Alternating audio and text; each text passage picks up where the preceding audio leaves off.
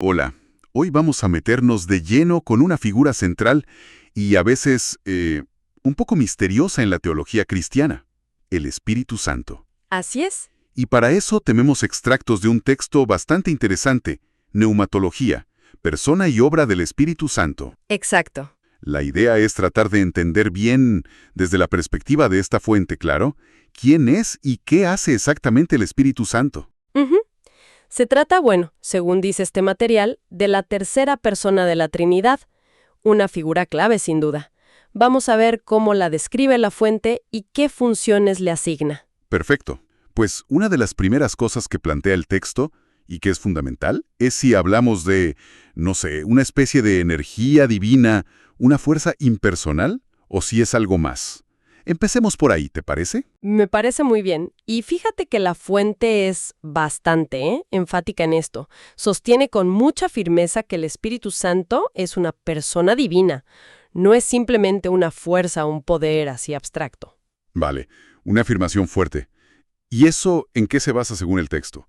¿Qué pruebas o qué argumentos da? Bueno, se apoya sobre todo en la evidencia bíblica que recopila. Argumenta que las escrituras le atribuyen características y acciones que, pues, solo pueden ser de una persona. Ajá. Por ejemplo, dice que enseña, eso lo vemos en Juan 14:26, que guía a la verdad, Juan 16:13, que intercede por los creyentes, eso está en Romanos 8. O sea, acciones que requieren como una mente, una voluntad, ¿no? Exacto, implican intencionalidad. Y quizá lo más revelador que destaca la fuente es que distribuye dones espirituales según su voluntad. Eso está en 1 Corintios 12:11. Ah, eso de su voluntad es clave. Claro, porque, como dice el texto, una fuerza impersonal no elige, no tiene voluntad propia. Ahí está la gran diferencia con un poder divino que no sea personal. Entiendo. Es poder, pero con agencia, con personalidad.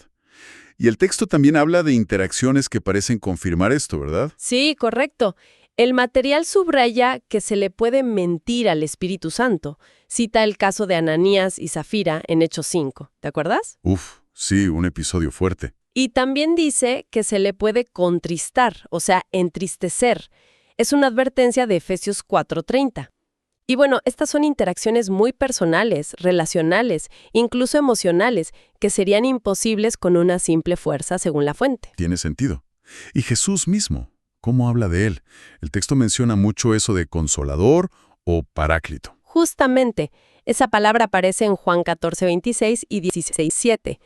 Y acá es donde la conexión teológica que hace la fuente se pone interesante. A ver.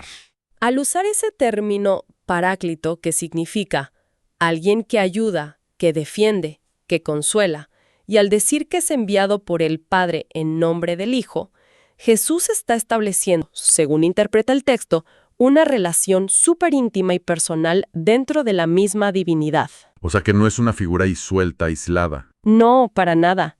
Y esto es básico, según el texto, para entender la Trinidad. Presenta al Padre, al Hijo y al Espíritu no como niveles distintos o simples modos de mostrarse, sino como tres personas diferentes que comparten la misma esencia divina. Son coiguales y coeternos. Y la palabra paráclito refuerza esa idea de comunión entre personas divinas. Vale, creo que queda clara la postura de la fuente sobre la personalidad divina del Espíritu. Entonces, si es una persona divina, con voluntad, capaz de relacionarse, ¿qué hace? ¿Qué hace específicamente en la vida de los creyentes? Pasemos a su obra, tal como la describe el material. Dale. Acá el texto ya entra a detallar varias funciones clave, siempre citando la Biblia, claro. Una de las primeras que menciona es la obra de convicción. Cita Juan 16:8, y cuando Él venga, convencerá al mundo de pecado, de justicia y de juicio. Convencer, ¿cómo explica eso la fuente? Porque suena un poco a simplemente sentirse culpable, ¿no? Bueno, según el análisis del texto, es algo mucho más específico que un sentimiento general de culpa. El espíritu actúa como, digamos, el agente que aplica la verdad de Dios al corazón, a la conciencia de la persona, Ajá. y convence sobre tres cosas bien concretas. Primero, sobre el pecado, pero específicamente el pecado de no creer en Cristo como la solución de Dios. Segundo, sobre la justicia, que se refiere a la justicia perfecta de Cristo, la única aceptable para Dios, y cómo contrasta con nuestra propia insuficiencia. Entiendo. Y tercero, sobre el juicio, o sea, el juicio que viene sobre el mal y sobre los que rechazan a Dios. Es un trabajo interno que busca persuadir, despertar la conciencia. Entendido. Una convicción con contenido, no solo un sentimiento. ¿Y qué viene después de esa convicción según el texto? Un paso que la fuente llama absolutamente crucial: el nuevo nacimiento o regeneración. Se basa en textos como Juan 3:5, donde Jesús dice que hay que nacer de agua y del Espíritu para entrar al reino, y también Tito 3:5, que habla del lavamiento de la regeneración y la renovación en el Espíritu Santo. ¿Y esto de la regeneración, cómo lo describe la fuente? ¿Es algo que uno mismo logra? No, y eso es un punto central en el argumento del texto. Lo describe como un acto totalmente soberano, iniciado y completado por el Espíritu Santo. No es resultado del esfuerzo humano ni de la voluntad de la persona. Ah, mira qué interesante. El Espíritu, explica la fuente, da vida espiritual donde antes solo había muerte espiritual. Es una transformación radical del corazón. Crea una nueva criatura, como dice 2 Corintios 5:17, y eso es lo que capacita a la persona para responder con fe verdadera y arrepentimiento. Entonces, primero convence de la necesidad y luego efectúa el cambio interno. Fascinante. ¿Qué otras funciones del espíritu resalta el material? Describe también la morada o inhabitación. Dice que el espíritu vive permanentemente en el creyente. Cita 1 Corintios 6:19. ¿O ignoráis que vuestro cuerpo es templo del Espíritu Santo, el cual está en vosotros? Wow, la imagen del templo es súper fuerte. Explica a la fuente qué significa eso más a fondo. Si presenta esta idea como algo radical para la perspectiva cristiana que describe. Ya no se trata de un edificio, sino que la persona misma se convierte en un espacio sagrado, la morada de Dios. Y esto, argumenta el texto, cambia todo. Cómo entendés tu vida diaria, tu ética, tu relación con Dios, es como un sello distintivo de la nueva alianza con Cristo. Y muy conectado con eso de ser templo y morada, el texto habla también del sello del espíritu. ¿A qué se refiere con eso? Exacto, están súper conectados. Se basa en Efesios 1:13. Habiendo creído en Él, fuisteis sellados con el Espíritu Santo de la promesa. La fuente interpreta este sello de dos maneras principales. A ver. Primero, como una marca de propiedad, indica que el creyente le pertenece a Dios de forma segura. Y segundo, como una garantía de seguridad eterna, una protección divina hasta el día final, hasta la redención completa. Propiedad y seguridad son conceptos muy potentes. El texto también mete un término un poco raro ahí, arras. ¿Qué significa eso? Sí, menciona Efesios 1:14, donde se llama al Espíritu las arras de nuestra herencia. El término arras, explica la fuente, viene del mundo comercial antiguo. Significaba una garantía, como un primer pago, un depósito o un anticipo que aseguraba que el resto del pago se iba a realizar. Ah, como una seña, digamos. Exacto, como una seña o un adelanto. Así que la presencia del Espíritu Santo en el creyente se ve, según esta lectura, como una garantía divina, un adelanto tangible de la herencia completa que vamos a recibir en el cielo. Es como tener ya un pedacito del cielo acá. Propiedad, seguridad, garantía.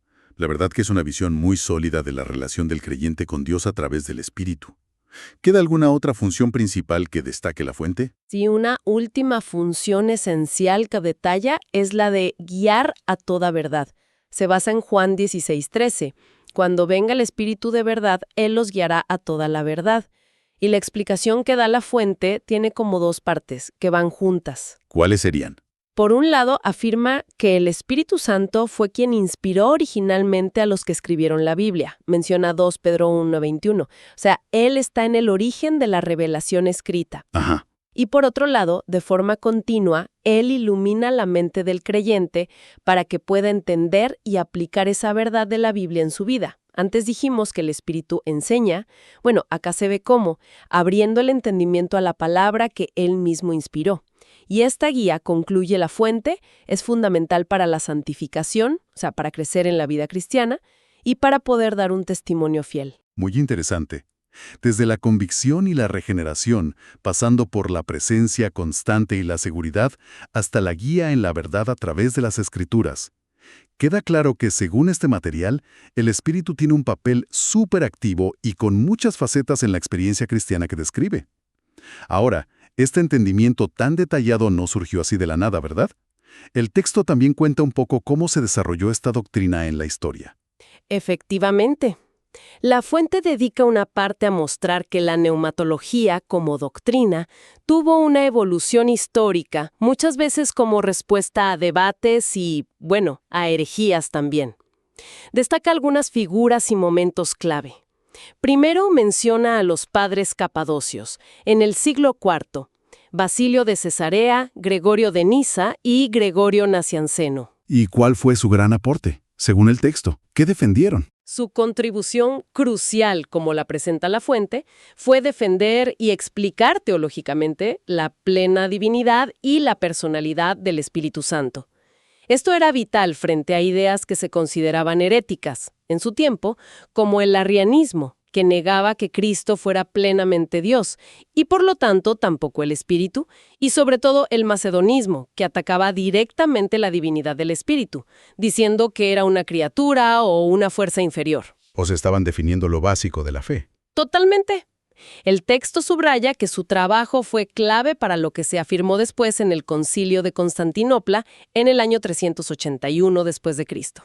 ¿Y qué dijo ese concilio sobre el Espíritu, según la fuente? Bueno, el credo que salió de ahí afirmó la fe en el Espíritu Santo, Señor y dador de vida, que procede del Padre, que con el Padre y el Hijo recibe una misma adoración y gloria, y que habló por los profetas. La fuente resalta cómo Basilio, en especial, enfatizó que el Espíritu es el dador de vida y el santificador, inseparable de la obra del Hijo. Fue una victoria teológica clave para definir la ortodoxia de la Trinidad. Una defensa temprana fundamental. El texto después salta un siglo, hasta Agustín de Hipona en el siglo V. ¿Qué perspectiva particular trajo él, según este material? Agustín es, bueno, un gigante en la teología occidental. El texto menciona su concepto tan influyente del Espíritu Santo como el vínculo de amor, usa la expresión latina nexum amoris, entre el Padre y el Hijo. Esta idea no solo profundizaba en cómo son las relaciones dentro de la Trinidad, sino que reforzaba muchísimo la unidad esencial de Dios. Y también se menciona la controversia del filioque. ¿Qué fue eso? Sí, el texto lo toca brevemente. Indica que Agustín argumentó a favor de la idea de que el Espíritu procede no solo del Padre, sino también del Hijo. Esa palabrita en latín es filioque. ¿Y qué pasó con eso? Bueno, esa cláusula se agregó después al credo en la Iglesia de Occidente, pero no en la de Oriente. La fuente señala que esto se convirtió en un punto de tensión teológica muy grande y, con el tiempo, contribuyó a la división entre la Iglesia Católica Romana y la Iglesia Ortodoxa Oriental, que sigue sosteniendo que el Espíritu procede solo del Padre. Una palabra chiquita con consecuencias históricas enormes. Vaya, es increíble cómo una fórmula teológica puede tener tanto impacto histórico, según cuenta la fuente. Si avanzamos un montón de siglos, llegamos a la Reforma Protestante, con Martín Lutero en el siglo XVI. ¿Qué énfasis puso él respecto al Espíritu de acuerdo con este texto? Lutero, según lo presenta la fuente, enfatizó mucho la libertad y la soberanía del Espíritu Santo. Citaba a menudo Juan 3:8, el viento o espíritu sopla de donde quiere. Para Lutero era clave entender que el Espíritu es quien inicia y mantiene la fe que salva en Cristo, y que actúa libremente, sin estar atado o controlado por instituciones humanas, ni jerarquías de la Iglesia, ni rituales específicos. Pero esa libertad tenía un límite para él, ¿no? El texto menciona que criticaba a algunos grupos. Correcto. La fuente señala que Lutero fue muy crítico con los que él llamaba entusiastas o Schwärmer.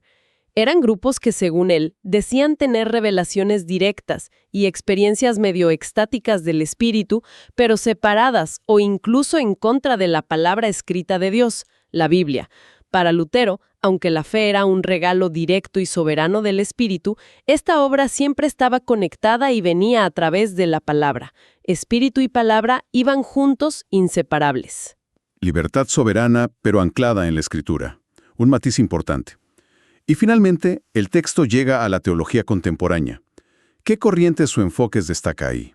Menciona a figuras como Jürgen Moltmann, un teólogo muy influyente que ha desarrollado una teología trinitaria con un fuerte enfoque en la obra dinámica del Espíritu Santo. La conecta con la esperanza cristiana, la transformación social, la justicia, la visión de una nueva creación. Interesante.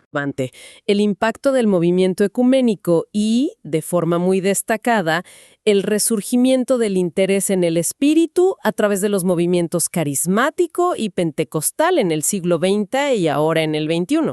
¿Y en qué sentido impactaron estos movimientos, según el texto? Han vuelto a poner sobre la mesa, dice la fuente, la importancia de los dones espirituales, los carismas, el dinamismo, la presencia que se siente, la experiencia vivida del Espíritu en la vida de la Iglesia y de cada creyente. Y esto ha impulsado, según el texto, una búsqueda por una teología que no sea solo abstracta o doctrinal, sino que integre también esta dimensión de experiencia en la relación con el Espíritu. Es fascinante seguir esa trayectoria que describe la fuente, desde las defensas doctrinales para establecer quién es el Espíritu, pasando por explorar su relación dentro de la Trinidad, los énfasis en su libertad, hasta llegar a los enfoques de hoy que resaltan la experiencia y la acción en el mundo. Si intentamos resumir la visión general que sale de este material, podríamos decir que presenta al Espíritu Santo como una especie de, agente ejecutivo de Dios, activo tanto dentro de la Trinidad como, muy especialmente, aplicando la salvación y en la vida del creyente. Esa es una excelente forma de resumirlo, sí. La conclusión que ofrece el propio texto va por ahí. El Espíritu Santo es presentado como aquel que hace real y efectiva la obra de Cristo en la vida de las personas. Es quien regenera, santifica, sella, asegura y prepara a la Iglesia para su destino final. Es, en esencia, el poder personal y activo de Dios presente y trabajando en el mundo y en los corazones, según esta perspectiva teológica, claro. Hagamos una recapitulación rápida de los puntos clave que sacamos de esta fuente sobre neumatología. Vimos cómo argumenta que el Espíritu Santo no es una fuerza, sino una persona divina, igual al Padre y al Hijo. Detallamos su obra con múltiples facetas descrita en el texto. Convicción de pecado, justicia y juicio. La regeneración o nuevo nacimiento. La morada permanente en el creyente como templo. El sello de propiedad y garantía futura, las arras. Y la guía continua a la verdad a través de la Escritura que él mismo inspiró. Exacto. Y repasamos brevemente cómo se fue entendiendo y enfatizando esta doctrina por figuras clave a lo largo de la historia cristiana, según nos cuenta la fuente. Y es importante entender por qué meterse en estos temas, tal como los presenta el material, es relevante. No son solo ideas teológicas abstractas. Según argumenta la fuente, comprender quién es el Espíritu y qué hace impacta directamente en cómo se entiende el inicio de la fe, cómo se vive el día a día cristiano, en qué se basa la seguridad espiritual y cuál es la naturaleza de la esperanza que se tiene. Es una doctrina con consecuencias muy prácticas para la fe y la vida que describe. Totalmente de acuerdo. Y para cerrar, quizá una reflexión que surge del propio texto. Mencionaba esos movimientos contemporáneos y la importancia que le dan a la experiencia vivida del Espíritu, ese énfasis carismático pentecostal que señalaba el texto. Podríamos dejar una pregunta abierta, ¿no? A ver. ¿De qué manera la reflexión actual sobre esas experiencias vividas podría seguir enriqueciendo o quizás incluso desafiando o ajustando las formulaciones teológicas más clásicas que heredamos sobre la tercera persona de la Trinidad? Es algo para seguir pensando, ¿no crees? Sin duda. Una excelente pregunta para seguir explorando.